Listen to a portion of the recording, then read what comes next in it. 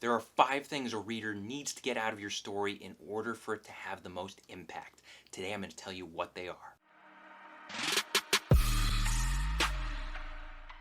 What's up, guys? My name is Brandon McNulty. I'm a writer and welcome to my writing channel. Today I'm going to be talking about this thing called the hierarchy of needs for reviewers, and where I got this from. I attended a writers conference over the weekend. It was a digital conference, and there was this one panel where this guy named Paul Goat Allen got interviewed. And this guy, he has read pretty much every book in existence. He's written thousands of reviews for all different, publications, whether it's Kirkus or Publishers Weekly or Barnes and Noble. He's written so many different reviews throughout his career, and he had this hierarchy of needs. And the way it works, he thinks of it as a pyramid with these 5 tiers or 5 levels. And the way the pyramid works is that you have the levels at the bottom, which really help build your story and lay the groundwork. And then as you work your way toward the top, it becomes things that are more important, that really can help your story have lasting impact and just stick with your readers forever. So if you nail the bottom levels, you will at least have a solid story.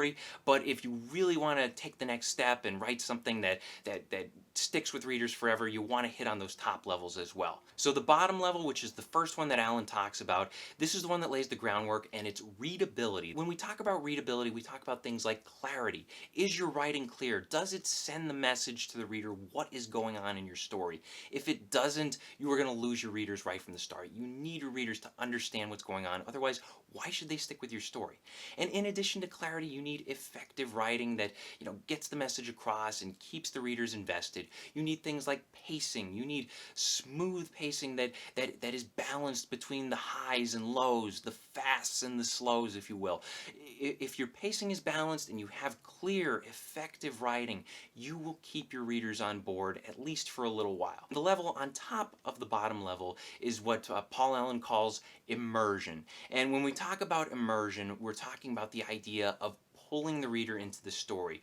What descriptions do we give that help paint the picture of this story world? And more importantly, do we give descriptions at the beginning, middle, and the end, or are we just giving them at the beginning when we're laying the groundwork for the story and we're saying, like, well, here's what the world looks like? Are we still, later on in the middle of the story, are we still showing how that world changes? Maybe the weather changes, or maybe the character's impression of the world changes.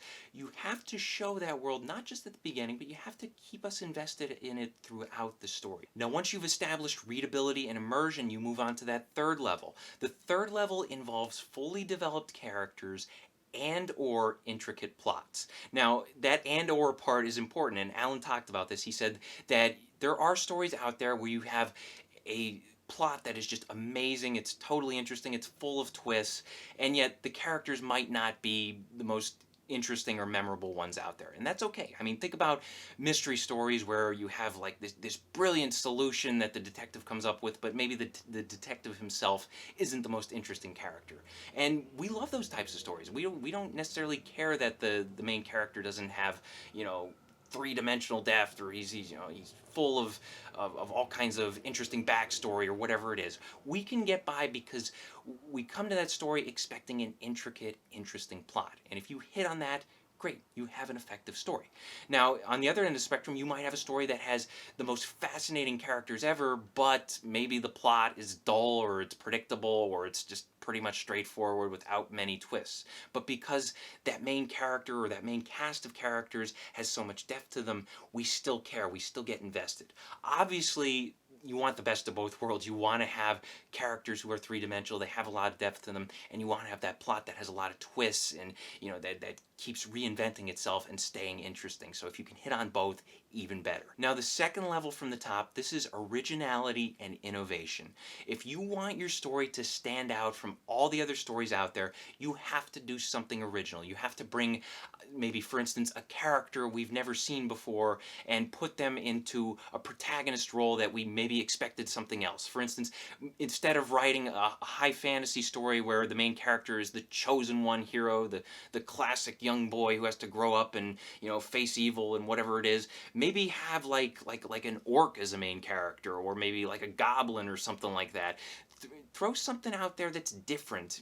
Give us something that's original, that sticks with us because it's something we haven't seen 1,000 times before. As long as you do something that distinguishes your book from all the other books out there, you can succeed on this level. And that leaves us with the top level of the pyramid. And the top level is the idea of your message or your theme of your story.